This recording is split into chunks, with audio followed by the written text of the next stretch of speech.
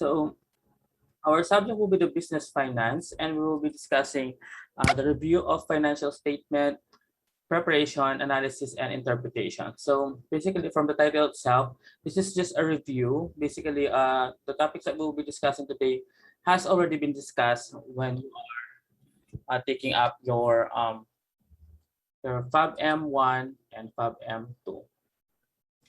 So this will be just an overview of the lesson.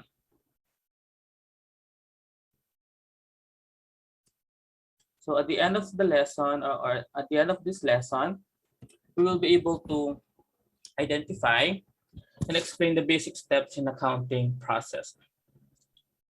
So ano nga ba yung tinatawag ng accounting process? So this will be the accounting cycle. So the accounting cycle has 10 steps. So the first one will be the analyze business transaction, record this in the journal, post the transaction on a ledger, prepare an unadjusted trial balance, make adjustment, journalize adjusting entries, prepare an adjusted trial balance, prepare the financial statements, make the closing entries, make a post-closing trial balance, and reversing journal entries. So let's have the first one. So analyze business transaction. So in this step, a transaction is analyzed to find out if it affects the companies and if it needs to be recorded. So personal transaction of the owners and managers that do not affect the company should not be recorded. So in this step, a decision may have to be made to identify if a transaction needs to be recorded in special journals such as sales or purchases journal. Basically, when we analyze the transaction, guys, so yes, we will need to consider first if the transaction affects the company, affect the operation or not. So we will also need to think if the transaction is recordable or not. So therefore, what you should do is carefully read the description of the transaction to determine whether an asset, a liability, an owner's equity, a revenue, or an expense or drawing account is affected. So these are the things that need to be considered if the transaction is recordable or not. So for each account affected by the transaction, determine whether account increase or decreases. Determine whether each increase or decrease should be recorded as debit or a credit following the rules of debit and credit. So yes, basically, when you are reading those transactions, guys, and when you are about to record them to the journal, of course, you also need to think if ano nga ba yung i-debit ko, ano nga ba yung i-credit ko. So dapat while reading those transactions, you already have an idea if what needs to be debited and what needs to be credited before it will be recorded sa ating journal. So let's take this example. Sabi niya, Juna resigned from company X. So is this affect the company ba when an employee resign? So the answer is this does not affect any asset, liabilities, or owner's equity. Kasi wala ka namang i-debit, wala ka namang i-credit. Anong i-debit mo? Wala. Anong i-credit mo? Wala naman din.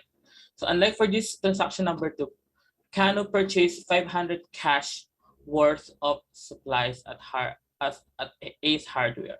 So dito pa lang, sabi niya, purchase supplies. So bumili ka daw ng supplies and paying cash. So definitely, mayroon siyang effect sa ating cash and supplies. So both asset accounts. So later on, I will show you an example up until the trial balance so that you will understand, you will better have a picture of the steps. So step 2, record this in the journal. So using the rules of debit and credit, transactions are initially entered in a record called a journal, and the entry is called a journal entry. So yes, basically, After analyzing those transactions, so syempre meron ka ng i-debit at meron ka ng i-credit. So we call that a journal entry. So journal serves as a record of when transaction occurred and were recorded. So basically, ang ating mga transactions are dated, so they should be recorded chronologically as when they are occurred. So for repetitive transaction or high volume transaction, example, 1,000 sales transaction in one day. So sales special journals are made. So these special journals include sales journal, purchases journal, cash receipt journal, and cash disbursement journal. So normally, if we are working on a merchandising business, talagang napakaraming transaction na mangyayari, especially if we have a lot of sales. So for those business na merchandising, so normally they are using special journals. So this third bullet will be applicable for merchandising business.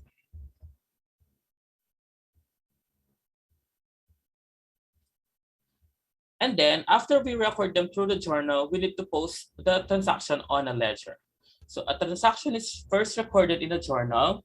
Periodically, the journal entries are transferred to the accounts in the ledger.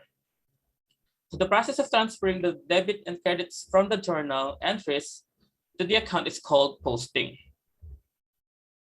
So yung pagre-record daw natin from journal to ledger, the process is called posting. Ledgers provide chronological details as how transactions affects individual accounts.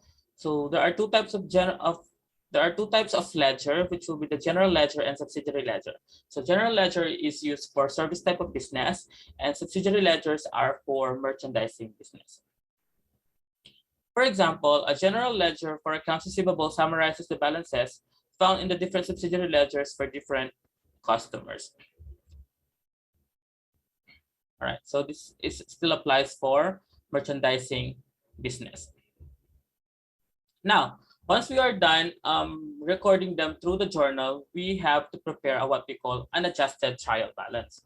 So errors may occur in posting debits and credits from the journal to the ledger. So one way to detect errors is preparing trial balance. So how do we track errors ba? So double entry accounting requires that debit must always equal to credit. So the trial balance verifies this equality. So basically, if nung nag-prepare ka ng unadjusted trial balance, hindi nag-balance ang debit and credit mo, so may something wrong sa pag-journalize mo or may something wrong sa pag-record mo sa ledger. So once trial balance did not balance, so basically you need to go back sa journal mo. And kung walang mali sa journal mo, maybe it's on the ledger. So ganun lang siya. So you need to go back to the journal, and then if walang mali sa journal and then ledger, and then once you find out the mistake, so do a trial balance again and do an adjusted trial balance once again. So the step in preparing the trial balance are as follows. So list the name of the company, the title of the trial balance, and the date of the trial balance. List the account from the ledger and enter their debit or credit balances in the debit or credit column of the trial balance. So total the debit and credit columns of the trial balance. Verify that the total of the debit columns equals to the total of the credit column. So let me give you, or let me show you an example of those steps. So here will be an example. So this is came from my lesson before sa Fab M2. So these are the transactions, guys. So basically, the first thing that we need to do is to analyze each and every transaction. So let's say, kapag binasa mo ang transaction, ano kaya ang kailangan kong i-debit, ano kaya ang kailangan kong i-credit. So let's say, February 2, sabi niya, rendered services to X company for 50,000 and received cash payment on the same date. So naka-receive daw tayo ng 15,000 payment nung ginawa natin yung ating service sa kay X company. So ano kaya ang i-debit natin at ano kaya ang i-credit natin. So once we are done analyzing, guys, we will be needing to record it to our journal. So ito, February 2, cash, and then service revenue. kasi nga naka-receive tayo ng cash through our service na ginawa. Kaya debit cash and then service revenue for 15,000. So dapat meron kang debit and meron kang credit. So let's say for example, na-record na lahat ang mga transactions na to, you are done analyzing and recording, we will be needing to transfer them through the ledger. So sa ledger, per account na sila. So lahat ng mga cash transactions sama-sama, lahat ng mga accounts receivable transactions sama-sama, depending on their side, depending kung debit or credit siya. And then lahat ng office equipment accounts payable sama-sama. So on that journal entries or on that transaction, so sa mga transactions na yun, ito lahat ng mga account na nag-came up. So these accounts needs to be totaled depending on their normal sides. So cash has normal sides of debit, accounts receivable debit. So they will be needing to total each accounts depending on their normal sides. So now once we are done recording them, so we need to prepare what we call trial balance. So the trial balance natin, ayan, susulat natin lahat yung mga accounts daw, sabi dun sa guideline. So we need to have the name of the company, the unadjusted trial balance, yung title ng account, yung title ng statement, yung date kung kailan natapos yung accounting cycle, and then yung ating mga accounts na nagamit, pati na rin yung amounts nila on each and every side.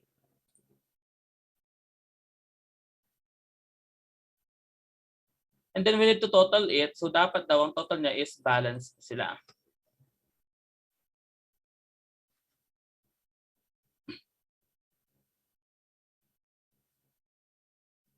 All right.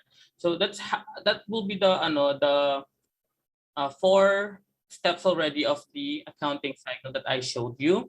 So now let's move on to the 5th step, which will be make an adjustment or journalize adjusting entries.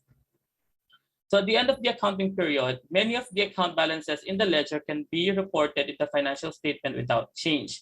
For example, the balances of cash and lands accounts are normally the amount reported on the balance sheet. However, some accounts in the ledger required updating. So this updating required for the following reasons. So may mga balances talaga na hindi naman kailangan i-adjust like yun nga yung mga cash and other and land. Kasi si cash, guys, for adjusting, hindi naman siya nagagalaw kasi hindi nagagalawin si cash. Kasi normally ng mga ginagalaw dyan, yung mga accruals, deferrals, amortizations, depreciation, as well as allowance for doubtful accounts. So sabi niya, this updating is required for the following reasons. So sabi niya, some expenses are not recorded daily. For example, the daily use of supplies would require many entries with small amounts. Also, managers usually do not need to know the amount of supplies on hand on a day-to-day basis. So this is very true, guys. So basically, they have what we call inventory. So basically, they are just yung mga ganitong transaction, they are just doing it at the end of each accounting cycle. So let's say on the beginning of the cycle, we have 9,000 supplies, 9,000 amount of supplies. And then by the end of the accounting cycle, we already have 2,000, or we just have 2,000. So we need to adjust the amount by the next cycle then. So dapat ang makikita lang sa next cycle natin is 2,000. So how much would you adjust for the year? It's gonna be the 7,000. So dapat 7,000 ang makikitang adjustment, and then 2,000 ang mag-move forward sa ating next accounting cycle.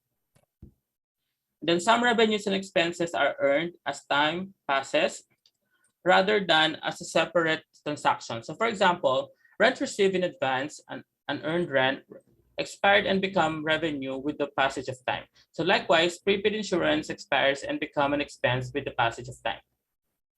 So ito yung mga tinatawag natin prepayment. So let's say we have rented a stall for 12 months. And then we started our rents on September. So by the end of the year, which will be on December, magkakaroon tayo ng reporting sa ating accounting. So since nag-rent tayo ng September, ano na lang i-adjust natin? How many months ang i-adjust natin? So from September, October, November, December, so those are 4 months. So yun lang ang months na magagamit natin sa ating rent. So basically, 4 months will be adjusted and then 8 months will be needed to be forwarded on the next accounting cycle. So the part that is being used, yun ang ma-adjust on this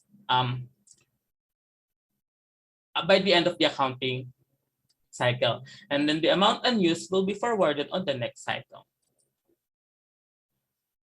So some revenues and expenses may be unrecorded. For example, a company may have provided services to customers that has to not billed or recorded at the end of the accounting period. Likewise, a company may not pay its employees until the next accounting period, even though the employees have earned their wages in the current period. So paano nga ba to? So this is what you call accrual basis, accruals. So ito, parang na-earn mo na pero hindi mo pa na-receive yung bayad. Paano nga ba ina-adjust sa mga ganito? So let's say, kinontrata ka for 12 months. Kinontrata ka for 12 months. For 12 months. And then nagawa mo na yung trabaho mo. Kaso nag-start kang nag-work by September, kunwari din. September ka rin nag-work dun sa or nag-supply ng service dun sa company na yon or dun sa client mo na yon. So by the end of the accounting cycle, which will be on December, kasi lagi tayong calendar year. So September, October, November, December. So 4 months lang din ang mababayad muna sa iyo. So the rest of the months or the 8 months will not gonna be recorded. We're not gonna be recorded yet, but it will be recorded by the next cycle of the accounting period. So basically dito, yung i-record mo lang yung amount na na-earn mo na talaga, nabayad na, pero hindi pa bayad, it will be reflected on the next accounting cycle. So that's gonna be accruals. So accruals kasi ito yung parang nagawa mo na yung service pero hindi ka pa binabayaran. And then yung deferrals naman, ito naman yung binayaran ka na pero hindi mo pa ginagawa yung service na binayad sa iyo. So that's gonna be the accruals and deferrals. So ito yung mga kailangang i-adjust at the end of the accounting period. So meron tayong na accruals, dapat accruals and deferrals to, and then prepayments. So depreciation and amortization. So depreciation is applicable for tangible assets and amortization is for intangible assets. So example of tangible assets are the furnitures and fixtures, property, plant and equipment, buildings. So when we say tangible, ito yung mga bagay na nahahawakan. And then when we say intangible assets, those are the assets na hindi mo nahahawakan. So like the franchise, trademarks, copyrights. So those are intangible assets. So when we are depreciating them for intangible, we call it amortization expense. For a tangible asset, we call it depreciation expense. So how do we compute for depreciation? So for depreciation,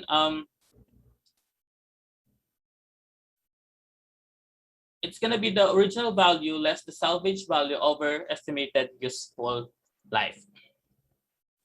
And then we have the allowance for uncollectible accounts. So allowance for uncollectible accounts, these are the bad debt expense from accounts receivable is also recognized through adjusting entry. So paano nga ba tayo nagkaka-allowance for uncollectible accounts? So ito yung mga parang utang natin na hindi na natin makukolekta kailanman. So let's say for example, nagpautang tayo sa isang company, and yung company yon hindi pa siya nagbabayad, tapos bigla siya nag-shutdown or biglang wala na siyang capability to pay us. So yung mga utang niya will be considered as uncollectible accounts na kasi wala nang chance to be paid sa ating company. So ganun nagkaka-allowance for uncollectible accounts. And then the step 6 will be prepare an unadjusted trial balance. So after we record the adjusting entries and supply them on the worksheet, so dito makikita na natin yung mga adjusted amounts of each account. So we will be needing to prepare adjusted trial balance. And then after adjusted trial balance has been made, so it's now time for us to prepare the financial statement. Financial statement will be discussed next week, guys. But example of financial statements natin are the balance sheet or the statement of financial position, the income statement, the cash flow statement, and the statement of changes in owner's equity. Then we have the closing entries. So sa closing entries naman, sa closing entries, we will just need to close the temporary accounts. So ano nga ba yung mga temporary accounts natin? Those will be the revenue and expenses. So bakit sila kailangang i-close? Kasi ang amounts na makukuha natin sa nominal accounts natin or mga temporary accounts natin will be forwarded sa ating capital account or sa ating owner's equities account. So yung mga nominal accounts kasi natin or yung mga temporary accounts natin will be seen sa ating income statement. So yung mga income statement na yon, yung amount na makukuha natin which will be the net income will be forwarded sa capital account. That's why at the end of the year, those nominal accounts needs to be closed. Then after closing those nominal accounts, guys, we need to prepare a post-closing trial balance. So dito, wala ka nang makikitang nominal accounts, puro permanent accounts na lang which will be seen on the balance sheet or the statement of financial position. So dapat balance pa rin siya kahit dapat balance pa rin ang debit and credit natin kahit ang makikita mo na lang dito is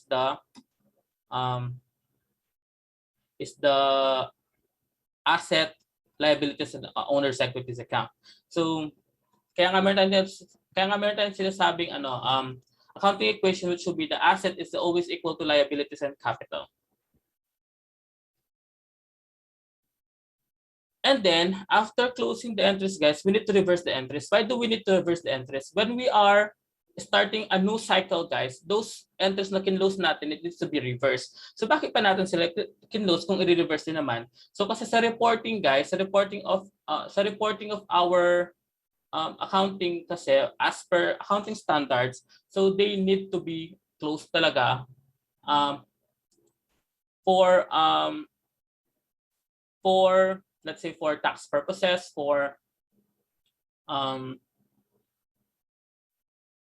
accounting standard purposes, ganon.